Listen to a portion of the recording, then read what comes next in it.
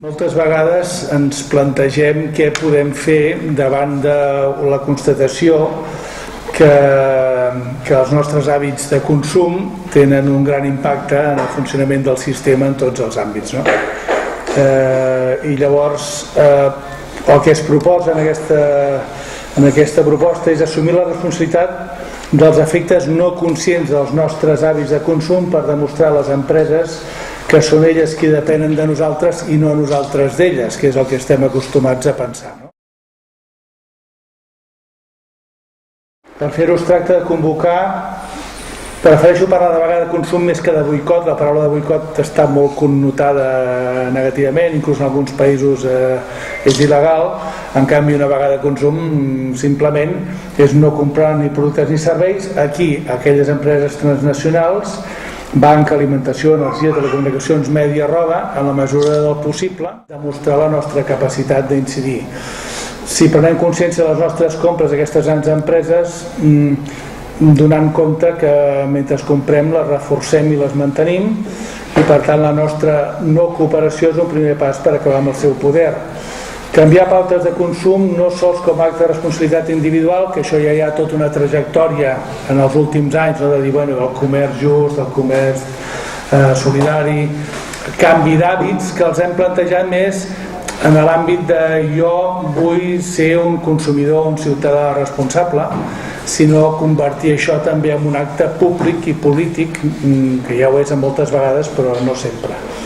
I hi ha la possibilitat que pugui ser un dels candidats, com era abans una de les altres campanyes, que si hi ha un 15 d'octubre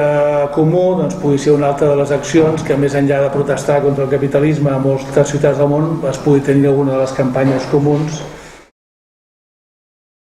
La primera qüestió és fer quina és la llista dels nostres hàbits de consum, que moltes vegades ni ens ho hem plantejat. És a dir, simplement anem a comprar en el súper o al gran magatzem o a tal gasolinera o a tal companyia de no sé què o a tal banc, perquè ho hem fet sempre, ja està, o perquè la publicitat ens ha induït o ens ha adduït a fer-ho, o que sigui. Identificar quins són els productes i serveis que són de transnacionals, cercar alternatives d'empreses locals, socials, ecològiques i de proximitat. Aquí és on hi ha el vincle interessant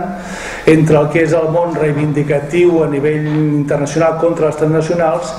vinculat al tema de la proximitat del producte, del servei ecològic o qualsevol de les altres qualitats que no tenen elles,